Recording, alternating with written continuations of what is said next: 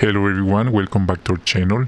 In today's video, we're going to be considering some of the comments for the Spiritual Gems section for the week of June 16th to 22nd, 2025. You ready? Let's get started. So, we're considering Proverbs chapter 18, and let's read first 18:18. This is the first question, and we read, "Casting lots puts an end to disputes and decides between strong opponents." So, why were lots used in Bible times? And this is an interesting question. Casting lots was an ancient custom used to decide on various matters. It was a way to settle disputes. It was not used for sports, entertainment, or games of chance. There were no bets, losses, or gains. It was not intended to enrich the temple or the priests, nor to raise funds for charitable works. The next question, what spiritual gems from this week's Bible reading would you like to share? Let's start with number 1. 18 verse 1, we read, "Whoever isolates himself pursues his own selfish desires. He rejects all practical wisdom." This verse makes us reflect on how important it's not to isolate ourselves completely. It's good to be balanced in socializing, surrounding ourselves with people who encourage, advise, and help us grow. The Christian life is best lived together, not alone. Number 2. 18:13, we read, "When anyone replies to a matter before he hears the facts, it's foolish and humiliating." This teaches us that humility begins with listening. Before judging or giving our opinion, it's good to make sure we fully understand the situation. Misunderstandings can sometimes end relationships simply because things weren't clarified. Number 3. 18:21, we read, "Death and life are in the power of the tongue. Those who love to use it will eat its fruitage." This verse teaches us that words have power. We can use our words to build up, encourage, and give life. What we say can heal or wound. We must choose our words wisely, especially in our family, congregation, preaching, and so on.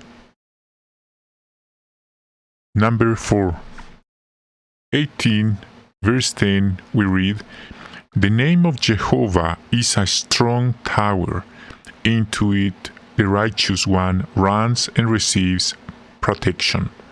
So the name of Jehovah, it refers at the original, the tetragrammaton, the Hebrew word for the holy name, the most holy and sacred name of the Creator.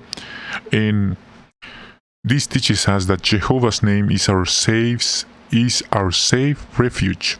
When we feel fear or insecurity, let's remember that God is our strength. It's good to submit to Him, to entrust all our worries and anxieties to Him, and to declare our submission to Him. Number 5.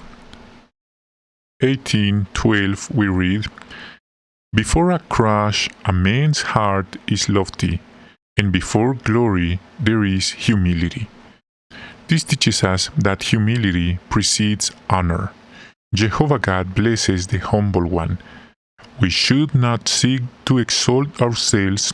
Instead, let Jehovah establish matters in His right time.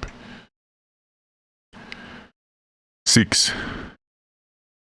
18 verse 9, "Whoever is lazy in his work is a brother to the one who causes ruin." This teaches us that it's important to be hardworking and diligent, as this brings blessing. Even in small things, we can be faithful. Our effort and dedication honor God and open doors. Number 7. 1817, we read, "The first to state his case seems right, until the other party comes and cross-examines him." This verse teaches us that truth is discovered or find out with patience. Let's not rush to take sides. Often the truth is revealed when we hear both versions. Number 8. 1824, we read, "There are companions ready to crush one another, but there is a friend who sticks closer than a brother." This reminds us of something important. A faithful friend is a gift from Jehovah. Such friends are not found by chance on every corner. It motivates us to be that good friend ourselves and to observe others, cultivating sincere friendships. A true friend reflects God's love. 9. 1822, "The one who finds a good wife has found something good, and he receives Jehovah's honor."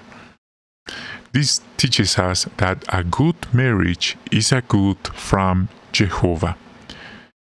And we want to be realistic about this matter. For many of the sisters, it might be a difficult challenge to find a good brother around, and vice versa. So, if we're married, let's value and honor our spouse. If not, let's ask Jehovah for wisdom to choose well. Marriage is a blessing when lived according to biblical principles. But if it's not the way, it might be a terribly nightmare. Number 10.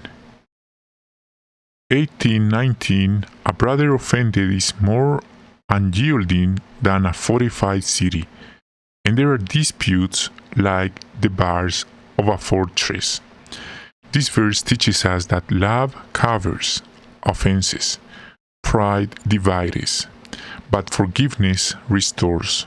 If someone has hurt us, let's seek reconciliation with love and humility. Okay, friends, that's a wrap for this consideration of the comments for the Spiritual Gems section. Now, we want to say hello to these dear friends: Lindel Wynn, Janet Perez, Onyanja, Vlosu, Lisa Jacinta, Eric Stewart, Audrey Bell, Franz Bonzo, Benga Falokun, Helen, Junior Oragon, Someone, Gerson de Talo, Random Person, and Gil Rodriguez. Okay, friends, thank you so much for joining us. We hope you have a wonderful day and be safe, and hope to see you in our next video.